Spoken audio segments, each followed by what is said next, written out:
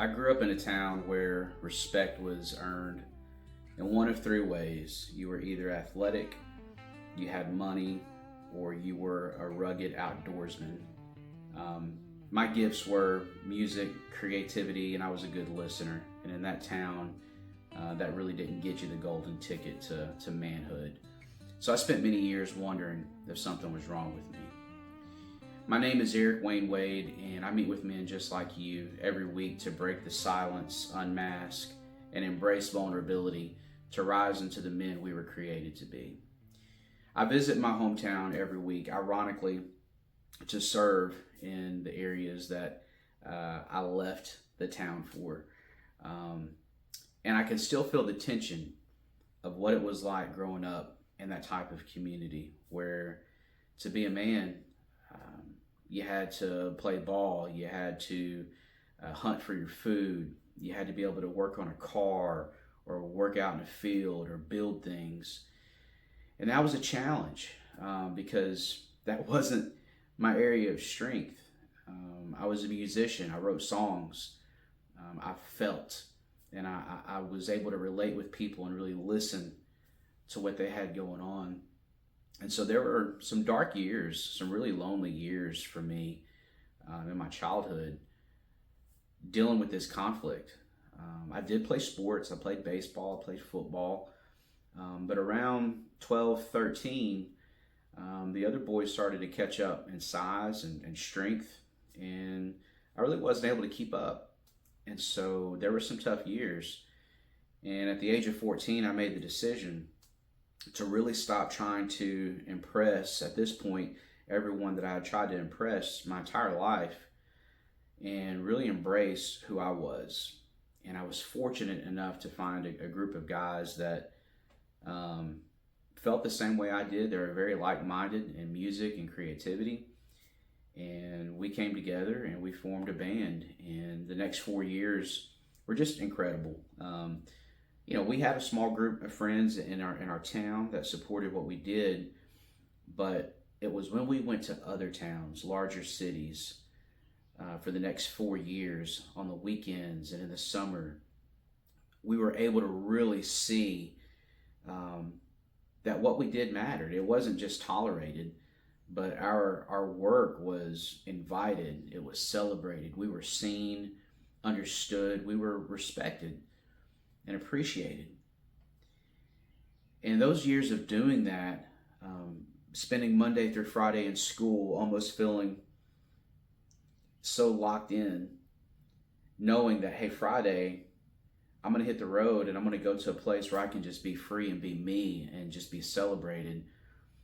I learned that many times it doesn't mean that you have to change. It means that you have to stand in a different place. And where I stood in my hometown, even though it wasn't just celebrated or understood, didn't mean that I had to shrink who I was or change who I was to live with meaning and purpose. It meant that I had to change my environment. So of course, as soon as I graduated, I left the town that I didn't feel embraced in, and I moved to a city where I'd already seen recognition and appreciation. And so I still had to navigate through career and still going through the mindset of impressing people, changing a form of myself in a certain place in order to be seen or respected.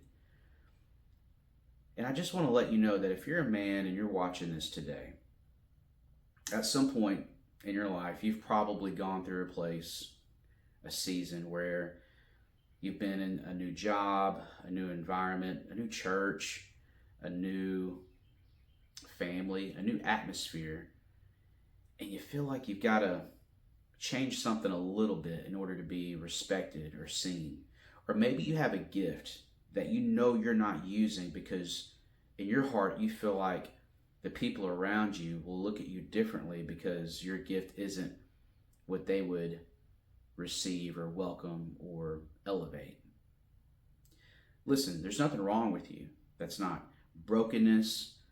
That's not weakness. And you don't have to change who you are. I want to encourage you to step into your strength, step into your purpose, where you can not only survive, but you can thrive and live a life of meaning and purpose. And if that means you have to change where you're standing and go to a place where your gift and your purpose can thrive and be received and make a difference and make an impact, then do that. Life is too short to live a quarter of who you are, to live even half of who you are. And I'm not just talking about hometowns. You might be in a job, you might be in any place that's forcing you to shrink or perform or wear a mask in order to be accepted. I want to encourage you to embrace the core of who you are. And if you don't know what that is, then I want to encourage you to take the journey to identify who that is. Start doing the inner work. Start spending time alone in solitude and silence, moments each day. And get to the core of who you were when you were born, in your early childhood days. What excited you? What gave you passion? What gave you purpose? What did you look forward to doing? Chances are your purpose is in alignment with some of those feelings and some of those thoughts that really got you going when you were younger.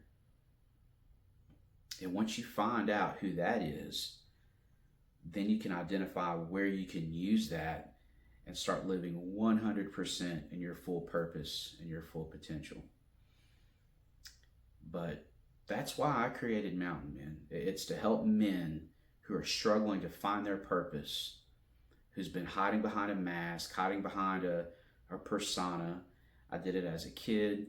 I did it some in my teenage years. I've done it in my adult years, just going from different jobs, different friend groups, even different churches, different groups.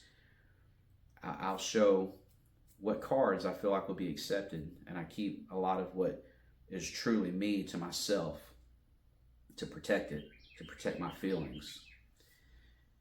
And that's not living, that's surviving. And I promise you, we were created, we were built to do so much more than just survive. So if any of this resonates with you, I want to encourage you, follow us, follow Mountain Men, and connect with us. I'll add the email address to the description below. There's many ways you can connect and reach out. And I know I'm not alone, because on this path I find so many men who are looking and searching and struggling and battling with the same things. Who am I? Why am I even here? I'm not being seen, heard, respected. That's no way to live. And that's not how you're supposed to live.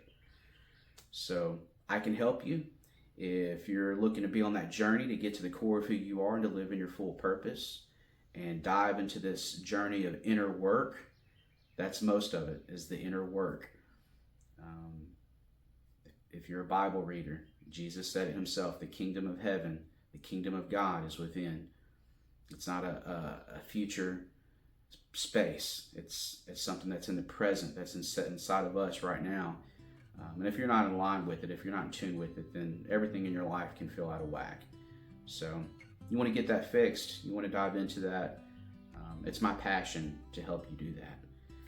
So follow for more.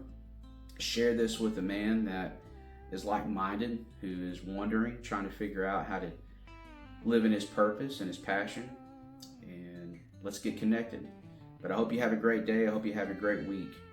And I want to challenge you this week. Spend some time with yourself and your thoughts.